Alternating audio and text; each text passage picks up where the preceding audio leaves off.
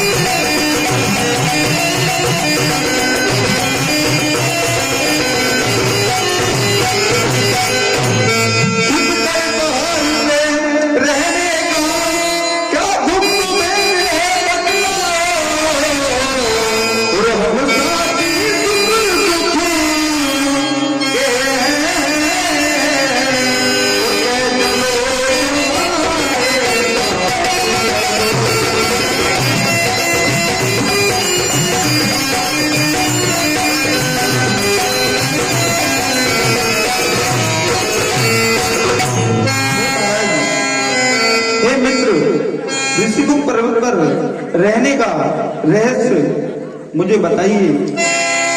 हे प्रभु, उस उदासी का कारण पूछा है तो भगवान सुनिए कि इस दुनिया में ऐसा दे जैसा कि मुझे दिया है। हे प्रभु, उसने मेरा राजपाट छीन लिया हे मित्र, और मुझे इस ऋषिमुख पर्वत पर रहने के लिए मजबूर होना पड़ा, क्योंकि ऋषि के शाप के कारण वह इस पर्वत पर नहीं आता है। हे भगवान, मैं उसी के भय से इस पर्वत पर रहता हूँ।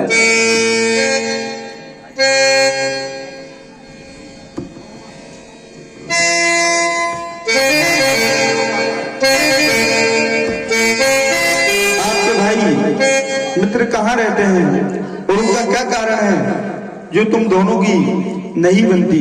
हे भगवान, बहुत ही लंबी कथा है। एक बार सुनाइए महाराज। बाली बड़ा ही बलशाली है और वो पंपापुर में रहता है।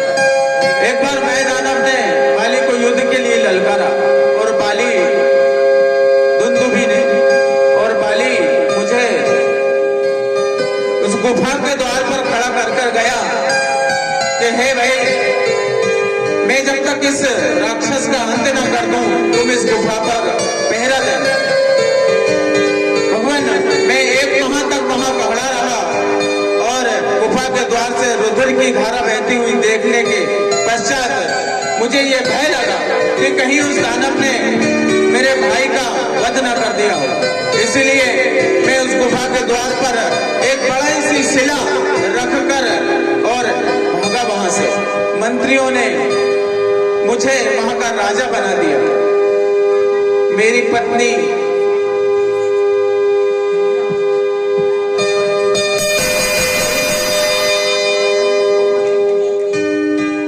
भगवान, इसीलिए मैं उदास रहता हूँ। बाली ने मुझे बहुत मारा है, बहुत पीटा है।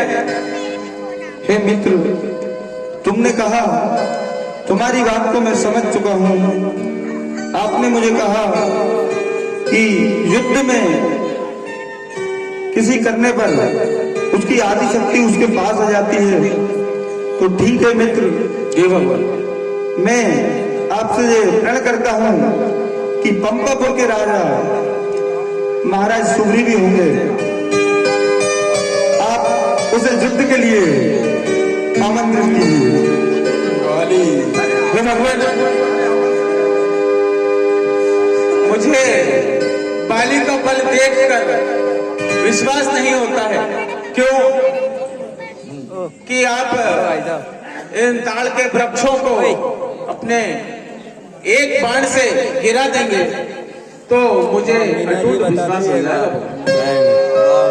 ठीक है मित्र, मीना जी बता दे ये माइक के स्टैंड रख दो।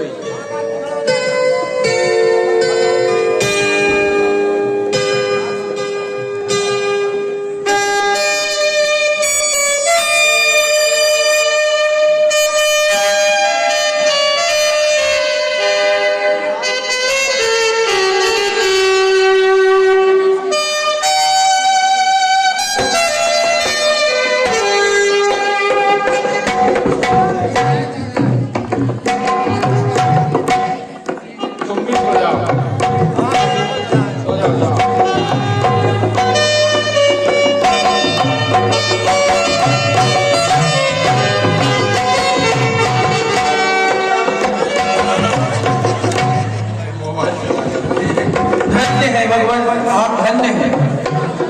ये कार्य आप जैसा कोई वीर पुरुष ही कर सकता है। हे प्रभु, मुझे विश्वास हो गया है कि अब मुझे बाली से भय से मुक्ति मिलेगी।